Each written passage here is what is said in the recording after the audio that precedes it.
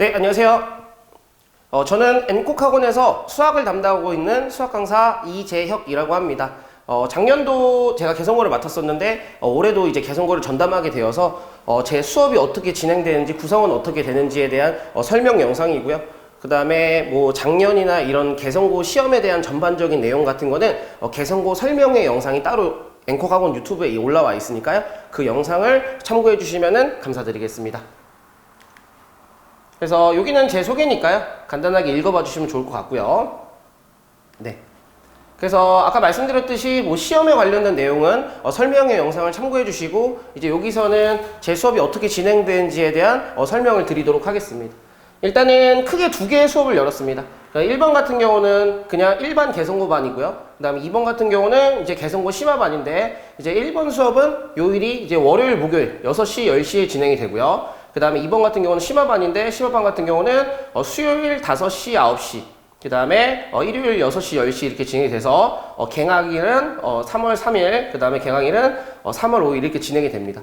그러면 이제 1번이랑 2번의 그 차이점을 말씀을 드리면, 일단은 결론부터 말씀드리면 1번 수업과 2번 수업의 교재는 동일합니다.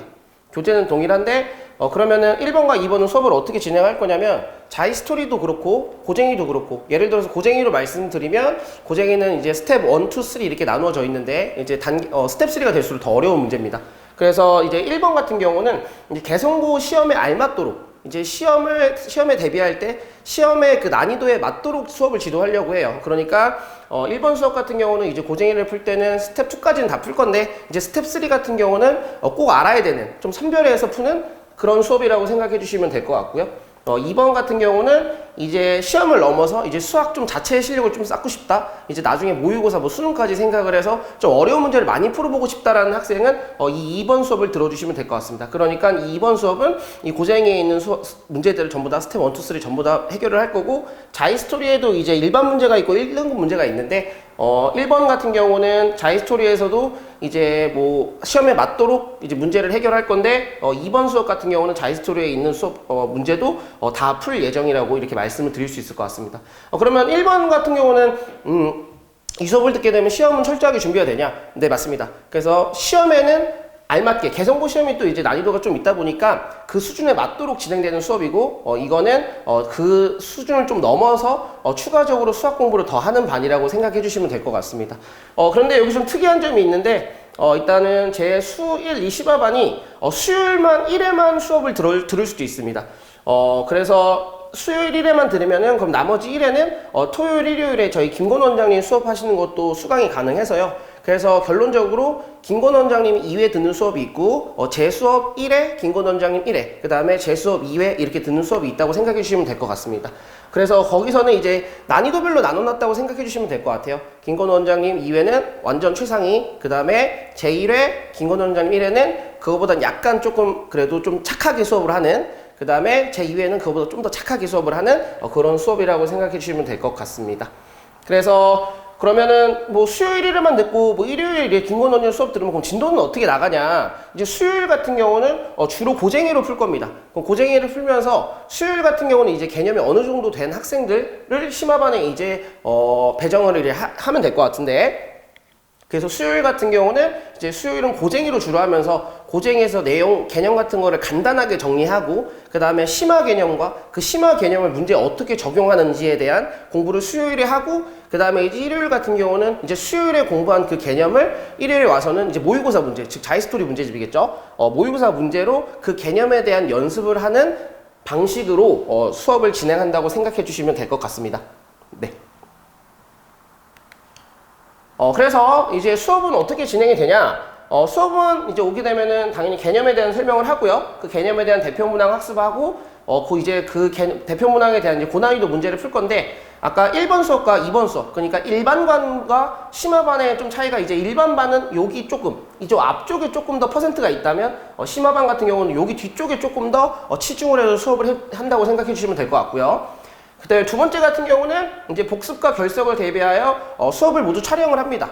그래서 일단은 결석한 학생들을 제가 모두 이제 불러서 보강을 하면 좋겠지만, 그래도 이제 수학은 이제 연결이 되다 보니까 이 시간에 했던 게 이제 다음 시간에 알아야지 이제 수업에 참여하기 더 수월하잖아요.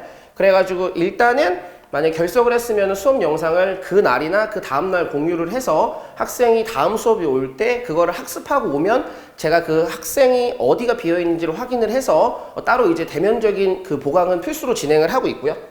그 다음에 이 세 번째 같은 경우는 뭐냐면 이제 학교별 대비반인데, 그래서 학교별 반 대비반은 같지만 이제 그 반에 있지만 그 반에서 수업이 조금 느리거나 혹은 수업이 너무 또 빠른 학생들이 있잖아요. 그래서 그런 학생들을 추가적으로 이제 작년 같은 경우는 이제 조금 잘하는 친구들은 본인 이제 문제를 더 풀고 싶은 학생들은 문제집을 하나 더 선정을 해서 이제 수업 이외에 문제 푸는 시간을 좀 가졌고, 그 다음에 작년 같은 경우에 또 이제 조금 수업을 하지만 조금 수학 지도가 조금 더 필요한 학생들이 있잖아요. 그런 학생들은 제가 따로 이제 불러서 개별적으로 지도하는 시간을 만들었거든요.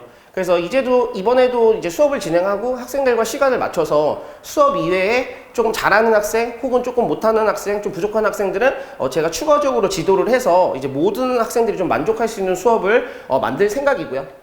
그 다음에 이 네 번째 있는 건 뭐냐면 저희가 이제 테스트를 주 1회 진행합니다. 뭐 예를 들어서 이제 수 1반이라고 예를 들어보면은 주 1회 테스트를 진행하는데 그 테스트 같은 경우는 뭐냐면 제가 이제 수업 시간에 제가 풀어준 거, 그 다음에 학생들이 질문했던 거, 그 다음에 학생들이 틀릴 만한 거, 그런 걸 제가 수업 시간에 다 체크를 해놓습니다. 그래서 일주일 동안 그렇게 공부를 한 거를 수요일에 와가지고 한 40분, 50분 정도 테스트를 하고 나서 이제 확인을 하는 시간이 있다고 생각해 주시면 될 것 같고요. 뭐 그렇게 되면 이제 학생들이 질문한 것들도 이제 테스트에 들어가기 때문에 저희가 오답까지 걸으면 이제 학생들이 학습할 수 있는 테스트 시간이다라고 생각해 주시면 될 것 같습니다. 그 다음에 수업 시간에는 이제 과제 확인 당연히 제가 하고요. 그 다음에 이 학습 상황 공유라는 건 뭐냐면 저는 이제 수업을 이제 일주일 혹은 뭐 2주일, 첫째 주는 어떻게 될지 모르겠는데 저는 주마다 이제 학습 내용을 좀 정해요. 일주일에 이 정도는 공부를 하자, 일주일에 이 정도는 공부를 하자. 그래서 이 일주일 양이 그 주에 학습이 끝내지 않고 다음 주에 넘어가지 않도록, 그러니까 그 주에 수업이 마무리가 되도록 이제 그 내용을 짜서 그 학습 내용에 학생들이 그거를 전부 다 이제 완벽하게 하지 못했으면은 수업 위에 다른 요일에 와서 추가적으로 그 부분을 못한 거를 학습을 하고 나서 그 다음 주로 넘어가도록, 그래서 그런 식으로 해서 만약에 수업을 하게 되면은 이제 뭐 숙제 과제에서 어느 파트가 안 돼 있어서 뭐 주말에 좀 부르겠습니다, 이렇게 해서 학부모님들께 그렇게 학습 상황을 공유를 해준다고 생각해 주시면 될 것 같습니다.